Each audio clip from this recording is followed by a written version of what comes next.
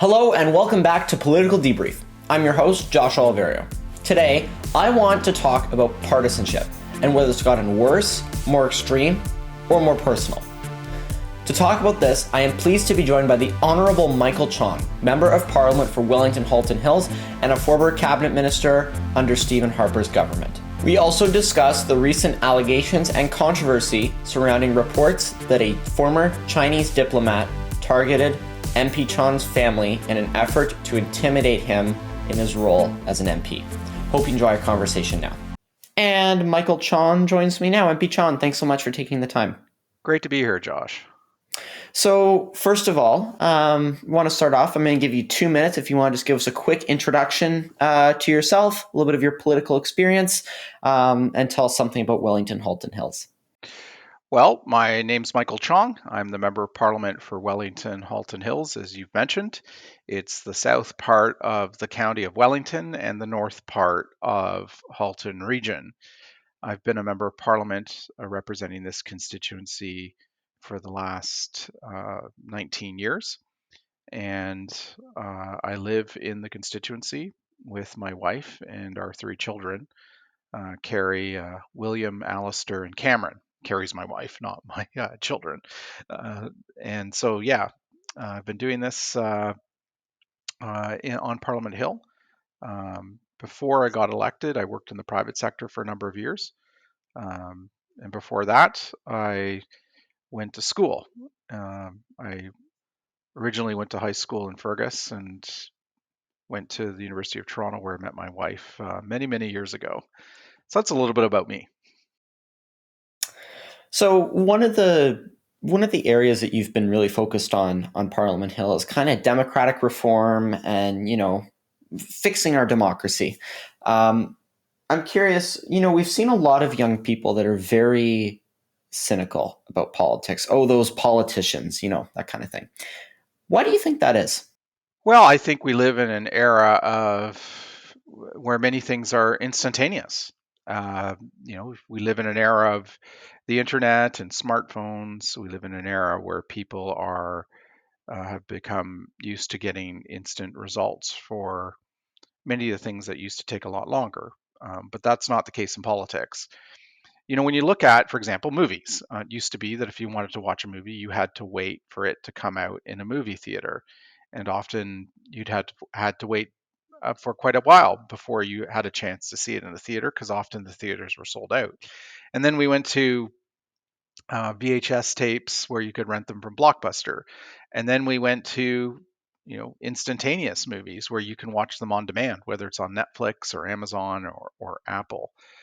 But that's not the way a democracy works. Democracies are inefficient in how they make decisions, and by their very nature, they are inefficient. Dictatorships are much more efficient. One person makes all the decisions. When that decision is made by that one person, it's executed on in a very quick and loyal manner. Whereas in a democracy, you've got to get a consensus.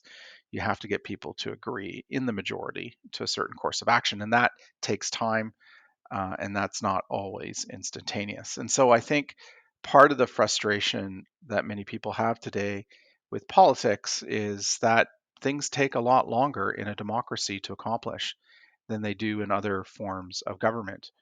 But that's the very beauty of a democracy. It puts a check and balance on centralized power, on the power of dictators, so that we don't have one person making the decision all the time.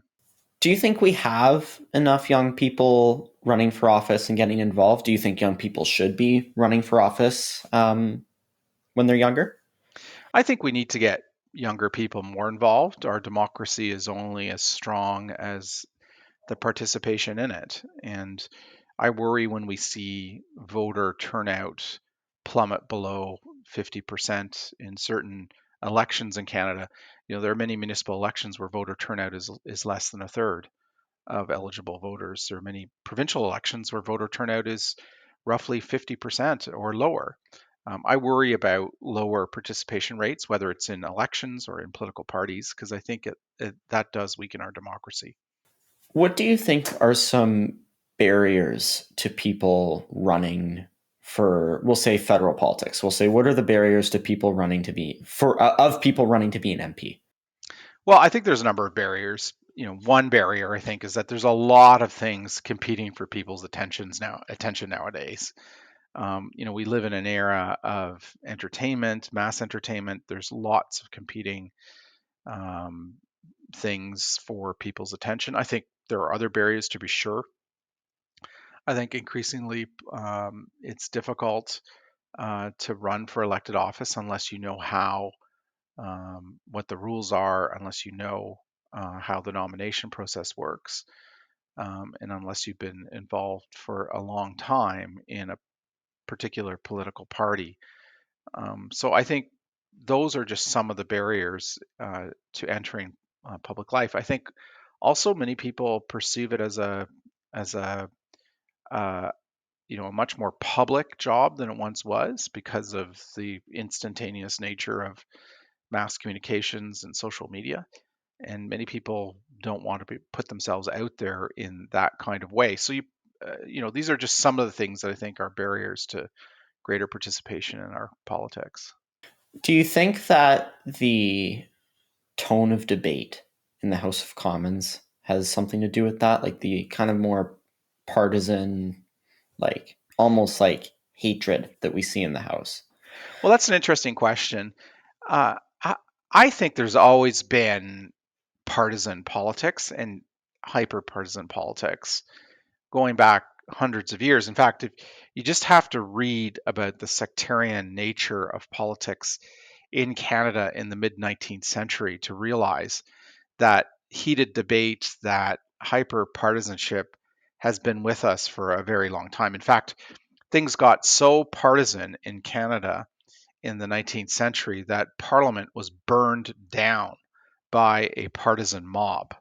That was the Parliament in Montreal. Our capital used to be in the city of Montreal.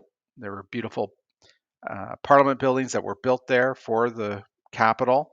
And a partisan mob in the mid 19th century literally burned the building down because they were so angry at the other partisan grouping in the legislature. So I don't buy this argument that we're more partisan than we once were. I think the big difference, Josh, is that today people now see in real time, in on video, um, on social media, what is going on day to day throughout the year in a way that they once didn't. A century ago, the way people got their news was filtered. It was through newspapers, through print. It was often delayed by days, if not weeks, and it didn't have that kind of immediacy and uh, that kind of that kind of sense that it was going on in the here and now and needed your attention. And I think that is the big change between how we view politics, partisanship in politics today compared to a century and a half ago. So, as I mentioned in my intro, you some of your priorities over the last 19 years you've been an MP have been talking about democratic reform. One of those things is the Reform Act, which was your private member's bill, just less than a decade ago now. Do you want to tell us about the Reform Act? What were some of the goals? What were some of the goals of the Reform Act? What Yeah, does it do? yeah, the Reform Act was an attempt to move things in the right direction. It was a small step um, in the right direction to rebalancing power in Ottawa. Really, the Reform Act is about power. It's about how power is wielded and exercised in Parliament in Ottawa. And it was an attempt really to address what has been a long-standing problem in Canadian politics, and that's the concentration of power in party leaders, particularly in the party leader that is in power, the Prime Minister's office. And it was an attempt to take some of that power away from party leaders, including the Prime Minister, and put it back into individual members of Parliament so that they could be empowered to better represent their constituents, but also to play a greater role in decision making that takes place. And so that was the goal of the Reform Act.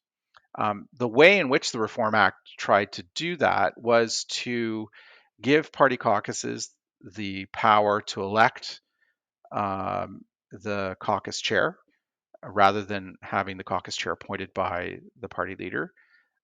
Take away the party leader's power to expel a member from caucus and instead give that to the entire caucus on a secret ballot vote. And third, give caucus the right through a written rule to review and remove the party leader, including the prime minister, through a secret ballot vote. And finally, in the event that the party leader was removed or that they suddenly resigned or passed away or were otherwise incapacitated while in office, give the caucus the right to elect an interim leader on a secret ballot vote.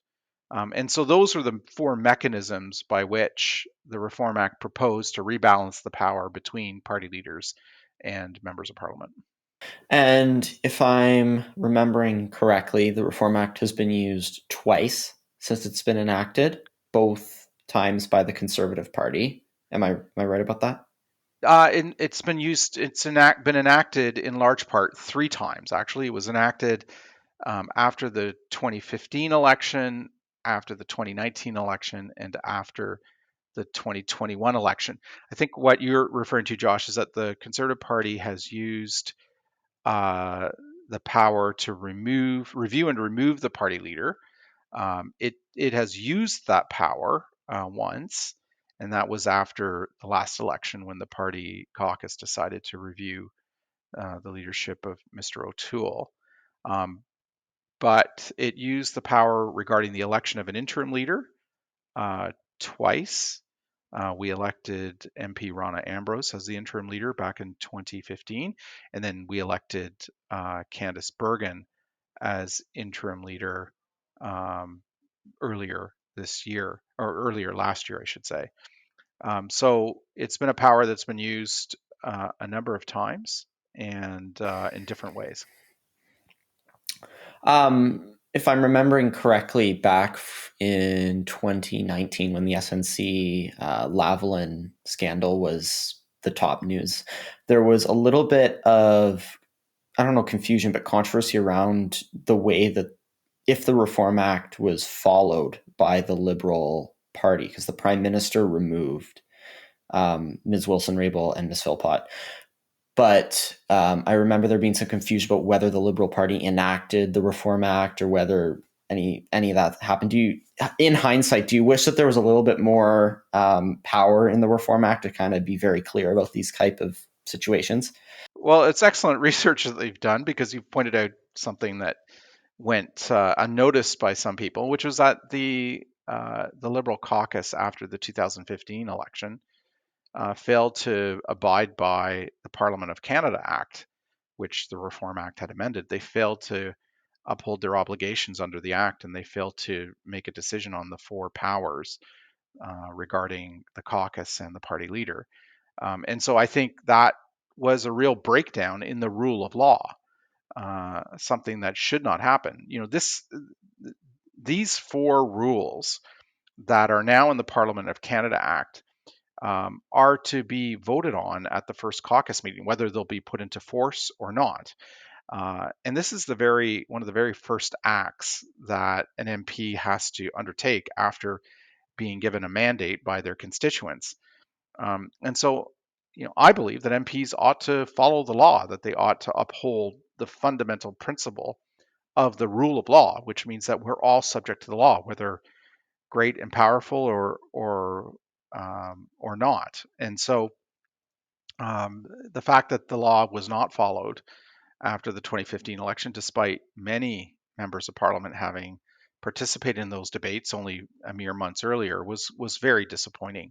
And I hope it never happens again. I think if we're expecting all Canadians to uphold the rule of law, to follow the laws that Parliament and legislatures across the country adopt, then we have to set the example ourselves of following the law.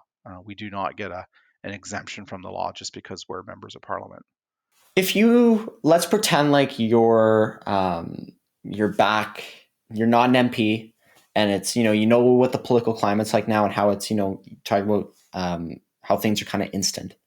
Would you want to become an MP today? If you were not an MP, you didn't have any experience in the public service, would you want to run for office today? Absolutely.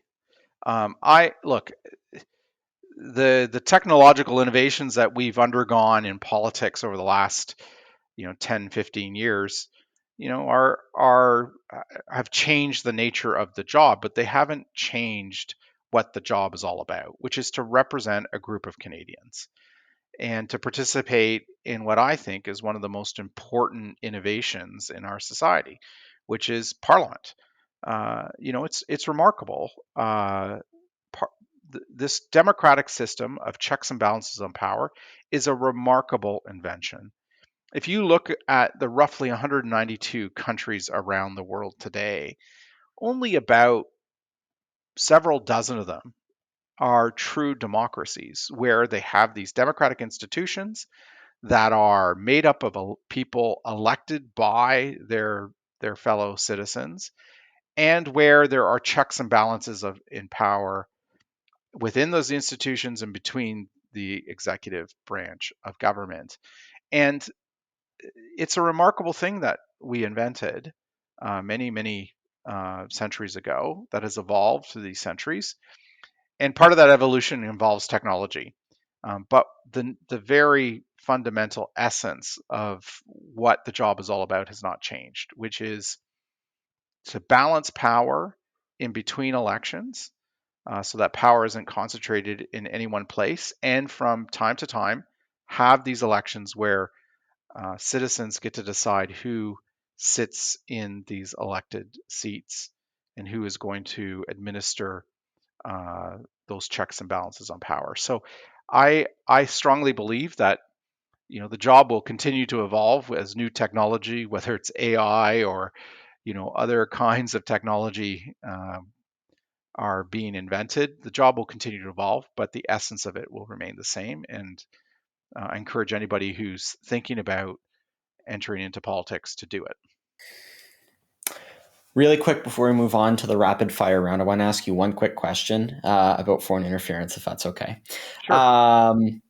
So you were kind of thrown into the national spotlight about 2 months ago when some very serious allegations were reported by the Globe and Mail. How did this story impact the way that you were an MP? Did it change how you represented the people of Wellington-Halton-Hills? Did you have to adapt any sort of the ways that you administered your daily role as an MP? No, it didn't actually. I am firmly of the belief that we cannot be cowed or we cannot bow to the threats coming from authoritarian states, that we have to continue to adhere to the principles that our democracy and other democracies are based on, which is a belief in freedom, a belief in uh, democracy, and a belief in the rule of law. And so those are the principles that should guide us all in public life. And so I didn't change anything about the way I work in this role when that story broke. What I will tell you is that I was profoundly disappointed in the fact that you know my government, the government of Canada, knew about an individual that had been here for years, that this individual was collecting information about my family in the PRC and failed to either inform me about it or to do anything about it. And to find that out from a newspaper rather than from my own government was profoundly disappointing, and redoubled my resolve to do my role as Her Majesty's loyal opposition to hold this government accountable for its failures to provide good government. All right, it is time for the rapid fire round. I'm going to ask you some questions that I definitely don't have time to ask in long detail, so we'll just go through them. First of all, hybrid parliament. You voted against it. Yes, I know you made a speech on it, but do you want to tell us why hybrid parliament is a bad thing? I think it's a bad thing for two reasons. First, it's making Parliament less efficient. It's Parliament's already by design a slow decision-making process in order to provide a check and balance on power. This is making it even slower. Votes take longer than they normally did. 10, 11 minutes, 12 minutes, rather than the 7 or 8 they used to take because of the voting app.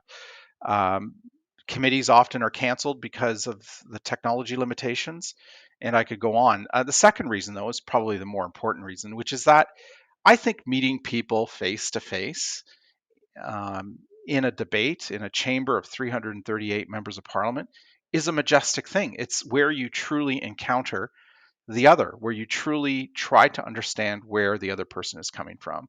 And I think you get a better understanding of different points of view, of different people's different perspectives if you are meeting them face to face and having a live in-person debate. And so for those two reasons, I voted against hybrid parliament. And I would note that we're the only major democracy to still have hybrid parliament. The US did away with it. The UK has done away with it. Australia, the French Republic, Germany, and so many other democracies no longer have hybrid parliament, and we are the only ones to still keep it. And I think, I don't think that's a good thing for us to do. You mentioned committees in your response, so I'll use that as my segue to this question. Some people would say that we've had a lot more partisanship and fighting at committees and a lot of filibustering. Do you think that's a problem? Do you agree that there's more partisanship and filibustering at committees? Well, I think one of the problems with not just committees, but the House as well, is that the powers of the whips, particularly for the party in power, are so immense that the government wins pretty much almost all the votes. If you look at parliaments like the United Kingdom Parliament, the government loses a full third of the votes in a typical year. About a third of all votes that are put to the floor of the House are lost by the government. And that's because their whips are much weaker, their party leaders are much weaker in trying to control individual MPs. Whereas here, because party leaders and their designates, the whips, have much more power to control MPs, we end up with a situation where the government almost never loses a vote.